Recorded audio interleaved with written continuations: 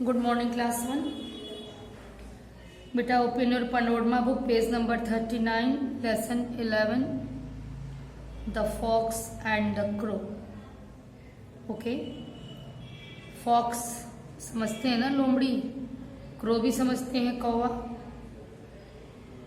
चालाक तो दोनों ही होते हैं, लेकिन देखिए कौन अधिक चालाक साबित हुआ इसमें, डिसीजन आप पर है।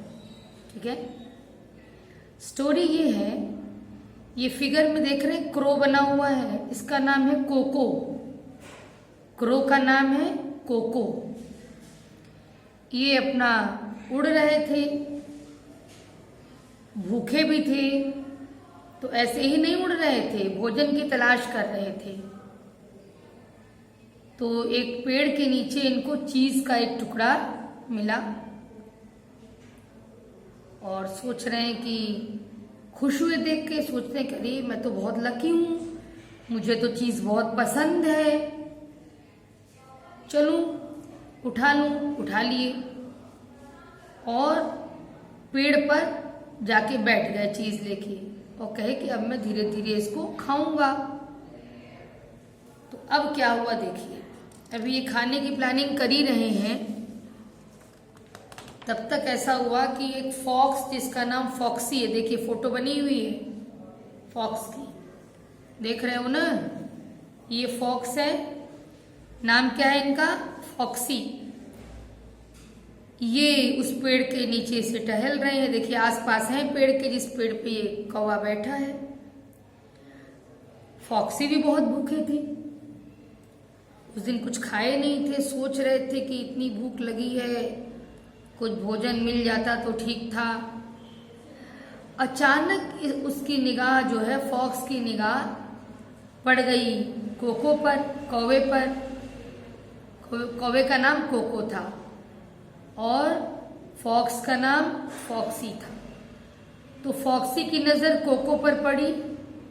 कोको की चोंच में, चोंच बीक कहते हैं इंग्लिश में बेटा चोंच को, तो क्रो के बीक में क्या था, चीज था। अब फॉक्सी के माइंड में कि ओहो, किसी न किसी तरह से ये चीज तो मुझे चाहिए, ये चीज का टुकड़ा जो क्रो ने लिया है वो मैं खाऊंगा।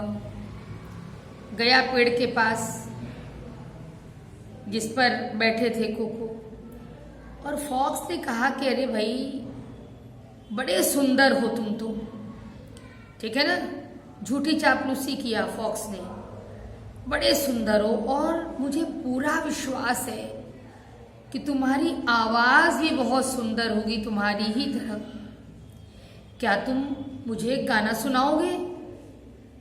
कौवा तो बड़ा खुश हो गया, क्योंकि वो तो, उसको तो सभी लोग बोलते थे ना कि अगली लुकिंग है, तुम सुंदर नहीं हो। अब फॉक्स ने इसको सुंदर बोला तो ये तो बहुत खुश हो गया सुनकर, और फिर सुना कि मेरी आवाज़ ही बहुत अच्छी है।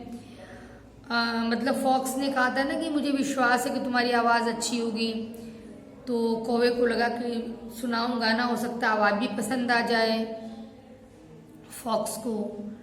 अब इतने खुश हो गए बड़ाई सुनकर और गाने की बात सुनकर ये कोको जी कि इन्होंने गाने के लिए मुंह खोला। गाने के लिए जैसे ही मुंह खोला, वो पनीर का टुकड़ा नीचे गिर पड़ा। और कौवा कितना बढ़िया बोलता है, कितना सुरीला गाता है, तुम भी जानते हो, केवल कांव कांव करते हैं और तो कुछ इनको आता नहीं है कौवे जी को। फॉक्स ने तो चालाकी की थी ना, फॉक्स को उनका गाना थोड़ी सुनना था, फॉक्स को तो चीज का वो टुकड़ा चाह रहा था। अब जैसे ही क्रो ने अपना मुंह खोला, चीज का टुकड़ा नीचे गिरा, तुरंत फॉक्स ने उसको उठाया, हंसा कोको पर और कहा कि सुनो, तुम्हारी आवाज तो बिल्कुल कर्कश है, गंदी आवाज है तुम्हारी, मैंने तो तुम्हारी झूठी बड़ाई करके तुम्हें मूर्ख बनाया था, क्योंकि मुझे ये चीज जो तुम्हारे मुंह में था वो मुझे चाहिए था, इसीलिए मैंने तुम्हें मूर्ख बनाया। ठीक है बेटा, ये स्टोरी थी। और मैंने कहा ना दोनों ही चालाक थे, लेकिन फॉक्स अधिक चालाक निकला क्रो से। और मोरल क्या है, जो भी हमने कहा था ना कि चापलूसी कर रहा था फॉक्स क्रो की, झूठी बड़ाई करना नहीं, चापलूसी करना। कभी भी चापलूसी में विश्वास मत करिए। यदि आपके मुंह पर कोई आपकी बड़ाई कर रहा है तो उससे बहुत ज्यादा खुश मत होइए।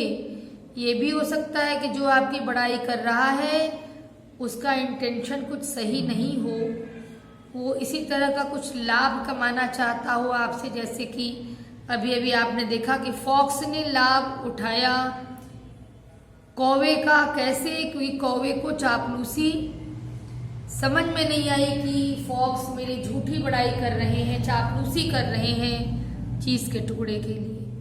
ठीक है, तो कभी भी आपकी कोई बड़ाई करता है ना तो उस बड़ाई के चक्कर में मत पड़िए। एकदम समझ लीजिए कि वो आपके मुंह पे बड़ाई कर रहा है, इसका मतलब वो आपकी चापलूसी कर रहा है, कुछ गलत आपके साथ हो सकता है। ठीक है बेटा, क्वेश्चन आंसर गया है, उसको लर्न करना। थैंक यू बेटा।